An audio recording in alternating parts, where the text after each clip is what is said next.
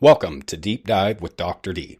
The entire goal of this podcast is to help you see that you have it within you to do amazing things. Hi, everyone, and welcome to the show. This is going to be a Father's Day edition, Fatherhood, showing up, screwing up, and staying in it. Yeah, so Dr. D here, Deep Dive with Dr. D. Welcome to the show.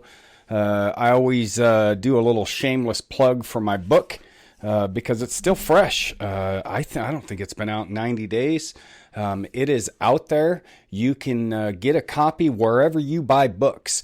If you want the paperback, you can get it on locally in Ellensburg at Pearl Street Books, Gerald's, and you can get it online locally through geralds.com. Or you can get it at Amazon, no matter where you are in the world. And if you are a Kindle or an Apple Books person, you can do that route through Kindle and Apple Books. And if you like this voice, if you want to hear it narrated by yours truly, it is available on Audible. So there you go. A lot of what I ramble on about comes from my life experience. And I like to say I've lived a pretty full life. I can't get these books mixed up. That is for an individual. Pearl Street Books is out, so these are going to Pearl Street Books, which means I got to sign them, put a little note in them. So there you go. There is my shameless plug for my book, Grit Over Shame, by yours truly, David A. Douglas. It's Father's Day. Oh, here's another thing. I'm going to make another change to my podcast. Why? Because I can. I am producer, director, writer, script creator. I do it all. So I think what I'm going to do is start releasing these on Sundays instead of Mondays. I usually record them on Sundays. Why wait till Monday? I'm going to start releasing them as soon as I get them done. I'm going to upload it, boom, and then you're going to have access to my podcast. Now, if you're new to this, I have a lot of different topics. Oh, and you know what? We're going to answer this call. My son is calling right now. It's Father's Day. So I'm going to answer, and let me see if I can get him on the podcast here. Hold on one second here. Okay. Hi, son. What? You are on my podcast. Oh, did you find your fob? I found my fob. I didn't touch it. I know. I doubted it, but I found it. It was in my glass drawer, my glasses and sunglasses. Yep. Why would you put it there? I have no idea. I don't know. I think I might have just fell in there, but that seems odd, so I don't know. Yeah, you're on my podcast, and I was actually just talking with your stepmom about I need to start having guests. I told you that from the fucking beginning. Oh, okay. I know. Here we go. Glad you listened to Mom about it. I listened to you too. I've been thinking about it. It's the structure, the setup. I got to get another mic. It's a whole thing. Well, and you've been talking more about your book and all that. Yeah. Well, you're my first unofficial guest on my podcast. Okay. Well, I just woke up from a nap. Hi, all. Hello. Okay. Well, there it is. Yep. I found it. Yep. Okay. Love you. Love you. Bye. Bye-bye. Well, that was perfect. That is my baby boy who turns 35 next month. I am a father, and I'm a grandfather, and I'm a husband. I'm an uncle. I'm a son. I'm a brother. I'm a friend. I'm a mentor. I'm a college professor. And I say this, my most important role in life for me has been being a father to my son. That has transitioned for me since 2010 when I became a grandfather. My oldest grandson is 14 and my youngest grandson is 9.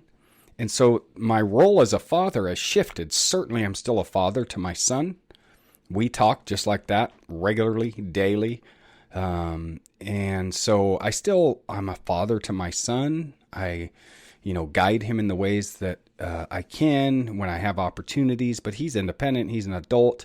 My role now that I really enjoy is being a grandfather and mentoring my grandsons, showing up. And okay. So what are we going to talk about tonight? Let me get to the script so I stay on task here. Fatherhood isn't about perfection. It's about presence, accountability. Here we go. And learning to lead from your wounds. Ooh, this is good. Not your pride. Wow. So we're going to do an opener, talk about the early days, the fall and the distance for me, the turnaround, what I know now, and the closing challenge and reflection. That's what we're going to do. So this evening, on Father's Day evening, I'm also live on my TikTok account. If you don't follow us on TikTok, you might want to. It's pretty fun. It's just us. I always just say it's just us being us. The Douglas World, at The Douglas World, all one word. And you can find us over there. We don't really have a script or schedule over there. We just post stuff. It's us, it's Daisy, it's Johnny. Onyx the cat makes an appearance here and there. It's just kind of our life. So if you want to check me out there, you can.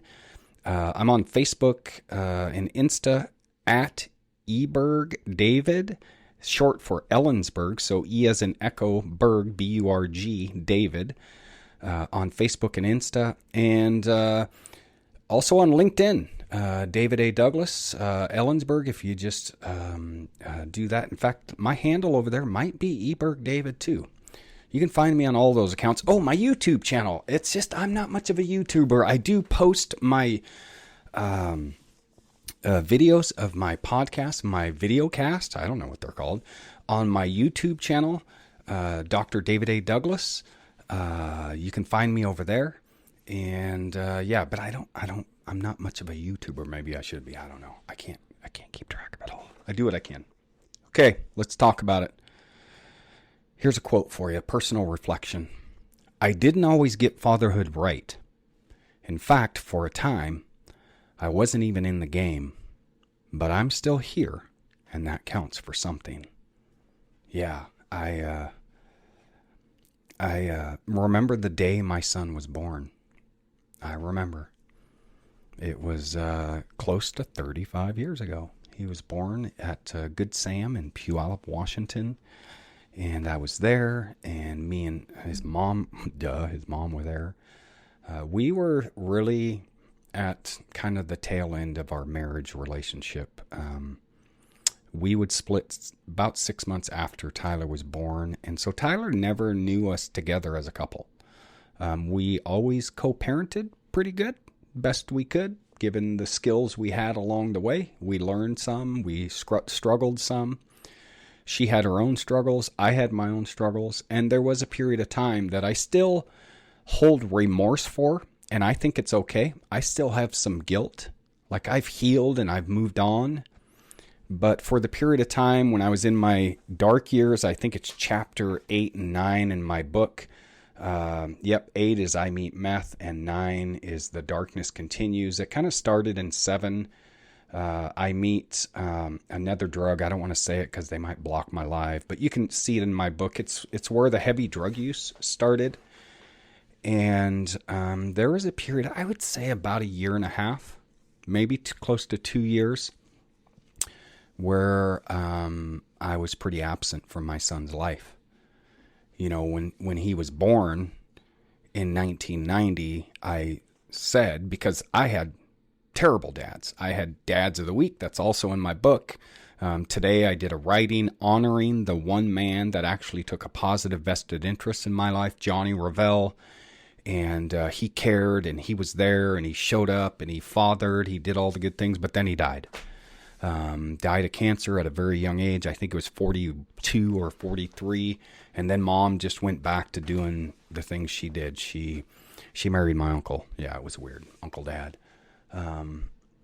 So my examples along the way as a child of healthy fathers, I had it once for about a 2-3 year period. It's had a significant positive impact on the father I am today. But, you know, if you look at the whole of my youth, I didn't have a lot of positive examples. Tom did try, Uncle Dad Tom. He was a good man. But I had checked out by that point. So when my son was born years later, I was 23. When he was born, I was like, I'm going to be a dad to this boy that I've helped bring into this world. And I did. But at the time, I didn't have a strong skill set in being in a relationship or being a husband. I was a terrible husband. And I was not the best dad. I mean, like, I was there, I was a provider, but then I wasn't there because I left my wife for another woman. It was, not pretty. But I was still kind of showing up for the best part. I was a young father. You hear this said, kids, that there's no playbook for being a parent. There are books out there about parenting, but when you go to the hospital and your child comes out and they're healthy and they check you out of the hospital, they don't give you a book and say, here's your parenting instruction manual. Nope, it's not there. And so you take what you have learned along the way. You get guidance from those around you, right? So for me, that was my mom. I didn't want to do the things my mom had done for us along the way, which is just like dads of the week. And I wanted to be in my son's life. I was 100% committed to doing that from day one. Did I falter? Yeah, I did. And did I avoid? This is one of my script lines, talk about the fear, confusion, maybe even avoidance. I did that. I kind of sloughed off. Being a part-time dad allowed for me to do that. Like, well, I'm just a part-time dad. That wasn't an acceptable excuse. And then my dark years hit. My heavy drug use, my criminal behavior, and I just, I remember seeing my son a couple times during that period, but my focus, I was a terrible dad. I was a terrible father. I was not showing up. I was not doing the things that I espouse about now, that I'm going to talk about in this podcast. If you look at my environment, my childhood, blah, blah, blah, it's like, well, no wonder. But I also believe in change and doing the work you need to do. And here's another quote for you. And this is a good one. I was a dad long before I was ready to be a man. Yeah, that is a good one. I had what we can call that season, that period of time of separation. I remember Cindy, oh man, I was staying at a dope house in Tacoma. I don't know, 6 months, if it was that, I don't remember. And she wouldn't bring him there, rightly so. And I met her at a park. She would let me meet her at a park to see my son. And it was, I was so preoccupied with the drugs and the behavior that I remember that park visit with my son. It wasn't who I wanted to be. I didn't want to be that father, but that's what I was doing. That's what happens, kids, when you do drugs and when you fall off the rails. So, yeah, the fall and the distance. It wasn't pretty. I was fortunate that because Cindy was stable enough, Cindy had her own stuff. She had a new man in her life that we would find out that was also doing drugs. So my son in his toddler years, he was exposed to less than great examples of fathers. Rob was a good guy for a while. I'll never forget when Cindy, I don't know if she told me or if I heard Tyler say he was calling him Papa. I was like, oh wow. This isn't, what I want it to be. And then I remember, hearing, yeah, he's been doing drugs himself. And it's like, oh man. So then Cindy found another guy, and it was kind of that same scenario. My son's mother's father, Bob Jones, he was a good man. He was definitely a father figure for me in my teen adult years. along the way, even long after me and Cindy split up. But he was an alcoholic. So good man. He taught me some life skills, but it was also that alcoholic behavior that came with it. So my son was exposed to that. That was his grandpa, who he loved, and we talk positively about. He's passed long ago now.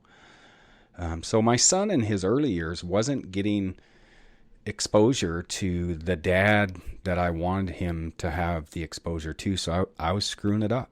And like I said, I still have some guilt and remorse about that, and I'm okay with that. Why? Because it keeps me moving forward. It keeps me from going back. I've done the work. I've done the healing. I've made my apologies. I'm a good dad now, but I still, have some of that regret for that period of life for my son where I wasn't the dad he needed. So this is, mid 90s. And that was, what I call my dark period. Another quote for you. Fatherhood haunted me more than it humbled me until I let it. Yeah, finding a life in recovery in 1996. This is one of the immediate areas of work that I was able to have a positive effect in, is getting back to being the father that my son deserved. And there were struggles, cause Cindy, my son's mother, was still with, not Rob. I can't think of his name. If my son's on this live, he'll say it, but, he was a good guy, but a lot of drug use and dysfunction. So there were struggles, but my son's biological father, was able to show up for him. And I did in big ways. So finding the life in recovery, getting into counseling, starting to do my own healing, like the immediate result is I was able to be a father to my son. Part-time dad, sure, but it was for sure consistent. I remember volunteering at a school, going to all the things. He was in T-ball and whatever little things he was doing. I was there. I was showing up. Also, I talk about this for dads. I was being responsible financially, child support. When I came to in the mid 90s and found a life in recovery, I was over $13,000 in arrears in child support. And for my dads out there, even when you start paying, it's like still there. And so I had to start chipping away at that. I had to start being responsible financially to my son. And I say this too, I had to stop bitching about it, because I would say, well, he comes over and he doesn't have his basic needs, or, you know what? My responsibility is to be financially responsible to my son. And so that's what I did. I'll never forget. It was a kind of a glorious day, but it made me feel good the day I got my letter from the child support office when my son was 18 that I had paid 100% of my financial responsibility to my son. It wasn't to his mom. It was to his mom to support him because he was living there, but it was to my son. So yeah, finding a life in recovery, man, it's funny doing this talk. That was like a powerfully immediate positive result of finding a life in recovery, is I was able to get back to being the dad that I always wanted to be.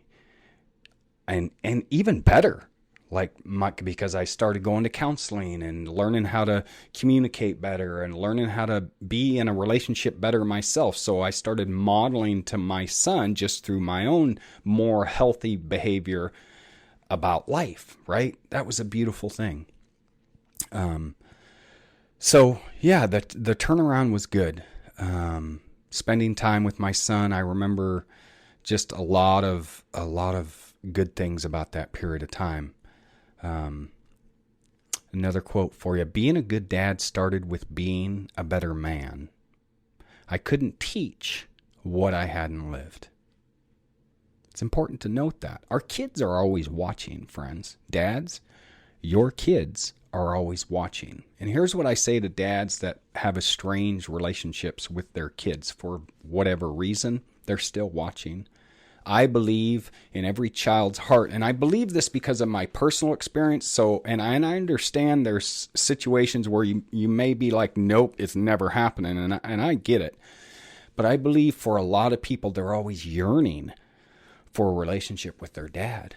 Like I didn't know my real father at all. I had only heard stories. My mom, the story goes, my mom ran from my biological father when I was 6 months old from Alaska because he had gotten in a drunken rage again and put a gun to her head. She left him in the middle of the night, never to be seen again. The story goes, when I found him when I was 29, you guys, I sought him out. I didn't have my biological father my whole life. Probably good. I don't know.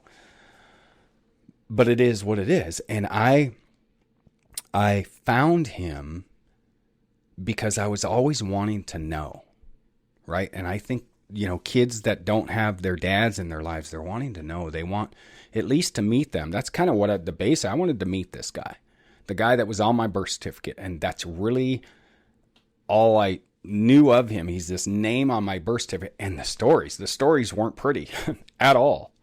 But I wanted to know because I had been told that my biological father was someone else, my brother's, but I didn't look like him. I had this other name on my birth certificate, right? Shit stories. So you would think, why would you want to meet him? I don't know. I had a longing to want to know him. And I did. I found him. And from then until the time he passed, we had a relationship, a friendship, I guess. It was never close. But friends, if you're a dad out there and you can turn this around, and you're listening to this, please do. Please do the work you need to do on yourself so that you can be the dad that you've always wanted to be. So, what I know now. Yeah. Being present is more important than being perfect. Yeah. Showing up. Like, come on, kids, show up. Dads, show up. You don't have to be perfect. Certainly you don't be abusive. Don't have toxic behaviors. Do the work you need to do so that's not in play. But our kids don't expect us to be perfect.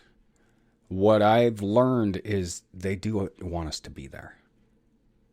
You don't have to have all the answers. I did a couple posts today on what's your best dad jokes and best dad tips. Like we kind of have this unspoken expectations that our dads have all the answers. Well, we don't. And it's okay, right? It's okay to not have all the answers. Apologizing when you're wrong, dads, that's leadership. That's being a dad on a different level. It wasn't too long ago. Here you go. It wasn't too long ago. I don't know if it was last year or the year before. We go out to this pumpkin patch every fall. We have traditions now in our family, in our little family with my one son and grandsons, and they're pretty cool. But here you go. I decided, because me and my son were in some conflict about something, because conflict is normal. That's normal. It's going to happen. You're not always going to agree. But I decided my best decision making was to try to address this conflict at a pumpkin patch in a corn maze. Good job, Dad. Right? And I had to own that was not a good decision, and I had to apologize. And I've done that along the way, right? Showing, you don't have to be perfect, Dad. Showing that you're human. I think our kids tend to do this, put us on these pedestals, right? But I think the more that we show them we're human, the more that we create adults who are able to be human themselves. Yeah. The tough guy thing, I think it's garbage. Toughen up and, don't have feelings and just keep pushing forward. Like I'm not I'm not the dad that's about, I'm creating lions, not sheep. Like, yeah, okay, I want my son and my grandsons to be independent and to be strong, of course, and be able to be great in the world, but I don't want you to frickin' be a bulldozer through the world. No, that's not what I want. That's not the humans I want to mentor into the world, especially as a father. So, your story. I got one more side. My closing's coming up, you guys. I got a couple more topics, and then I'm going to do a closing challenge. Your story, for my friends who have not been great fathers along the way. I'm one, right? Your story can be fuel. It doesn't have to be shame. It doesn't have to be regret. Here's my suggestion to my dads. If you happen to listen to this on this Father's Day, on Sunday evening, almost night, when I'm going to push this out, is you can make a decision starting right now, to do the work you need to do to be a better human and then to be a better dad. Like, man, imagine a world where you have rekindled that relationship with your child. Imagine a world where you, like, this is part of mine and my son's story. Imagine a world where you can have a conversation with your child and figure things out, right? And not talk to each other for days or years, or I don't know your story, whatever it is, right? Use your story as fuel. Stop, put the bat down. Here, I'm giving you permission to put the bat down. What are you talking about, bat? That invisible bat that you keep hitting yourself in the head with. I'm not good enough. I'm not father enough. I'm not there enough. Well, put it down and start turning it around. Use it as fuel for change. You can turn this around. If this guy can, me and my son, there was a time period, friends, where we couldn't be on the phone or be in each other's presence for more than 2 minutes without it turning into a pissing match and one of us, blah, blah. You know the story. No, we have some conflict here and there, but it's not even close to what it used to be. You can turn this around. And here we go. I say this to young parents now who have kids in the home, because I'm a realist. And fatherhood doesn't end at 18. Sorry, it doesn't. It changes, it evolves for sure, but it doesn't end at 18. I think it becomes, for me, it becomes more of a, I don't know if I call it higher level mentorship role. And especially when your child has kids and you become a grandfather, then it really changes, right? I just sent a message back to someone who sent me a Happy Father's Day message. And they said that they see me as a father and a grandfather, and they can really tell I enjoy doing those things. And I do. And the cool thing about when your kids become adults, and they become independent, that relationship changes. And then when they have kids, right, that relationship is a whole different relationship. Like I'm actually a very involved grandfather. Like my son lives 0.7 miles away. We see Tyler and Anthony and Lark when he's up here on a regular basis. We talk to him on a regular basis. And I've actually, had to step back. You're the grandfather. You're not the parent, right? Let him be the dad. But it doesn't stop when they're 18. And those that are listening to this who have adult children, it just changes. It evolves. And what it's going to look like for you might be different based on proximity. How far away they move, what you've taught them along the way, how independent of a human you've created or not created. It evolves. It changes. So let's close this up. I've got another quote for you. If you're a father and you feel like you've blown it, I'm living proof that it's not too late. The door may not be wide open, but if there's a crack, walk through it. I'll say this. Don't walk through that crack in the door until you start really doing some work on yourself. And you don't have to be perfect. Remember this, you do not have to be perfect. But I had to start doing the work on David so that I could be a better father to my son. There's hope. I said that I sent a text message to a group of students that we've had in our home throughout the year for dinners, and I think half of them graduated. And what I said to them is go out in the world and lift people up and out. I'm actually going to read it because I think it's pretty good. And I actually just thought of it as I was typing it to the students. Here it is.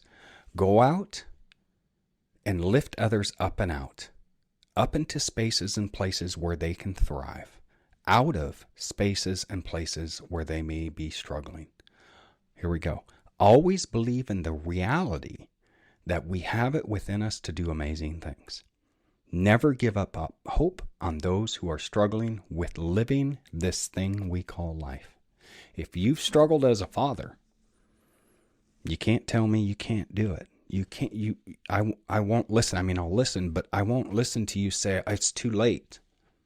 Maybe there's a situation, I don't know, but if there's a crack in the door, if there's some kind of opportunity, boy, I would encourage you to latch on to that. And again, I'm biased in that I have my personal experience, I have my education, blah, blah, blah. Your situation's unique to you. But what I would say, if there's an opportunity to make change, man, just start now, right? Start now. So here you go. Call to action, dads. If you have a great relationship, you've probably already done this, so this maybe doesn't apply to you. But if you're a dad who has some struggle in your relationship, here's a call. Reach out to your kid, even if it's going to be awkward. If you know that there's a crack in that door and like Dave said, yeah, you can call me. Just try, right? This is kind of off topic, but communicate often with the people in your world, right? If you communicate often with someone, the chances that when you have conflict won't be this big mountain thing are less than if you just call them once every 3 months, right? Here you go. So give them a call. Open the door. Make the move, Dad. You're the dad. Make the move. And start where you are. Makes me think of radical acceptance.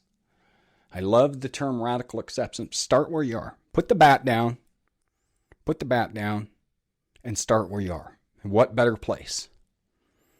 And then here's the work. Be consistent. Ready? Even when it hurts. Even when it's hard. I've got some chills. I get a little emotional sometimes. I remember this was when I was in recovery. And it was really hard with Cindy and the man she was with. And I was, when you find life in recovery and then you really clearly see the damage that addiction does, and she was having that in her life. And it was really hard, my friends.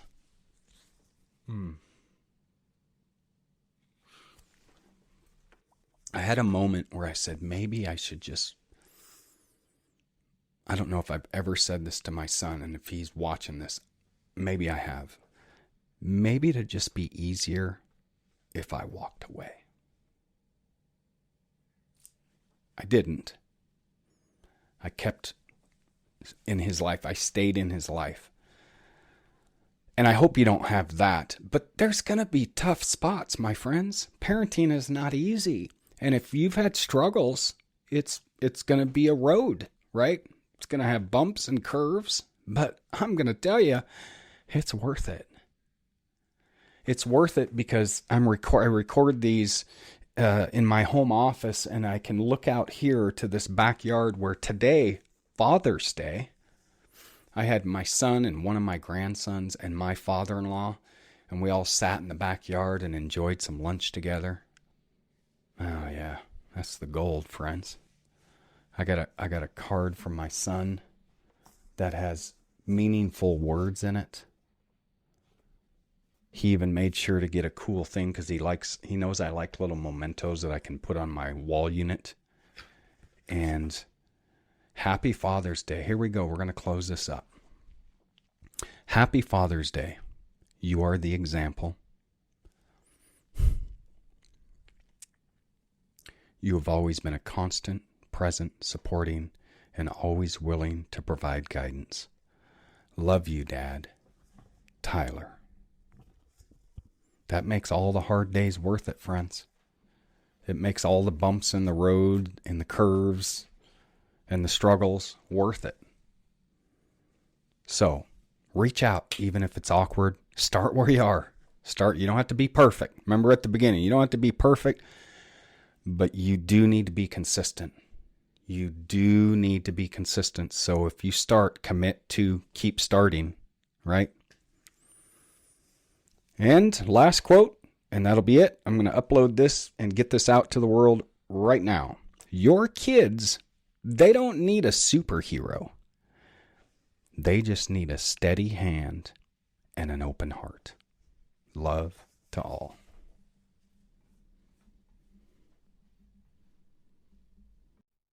Thanks for listening to Deep Dive with Dr. D. You can follow me on my other social media channels by clicking the link in the description.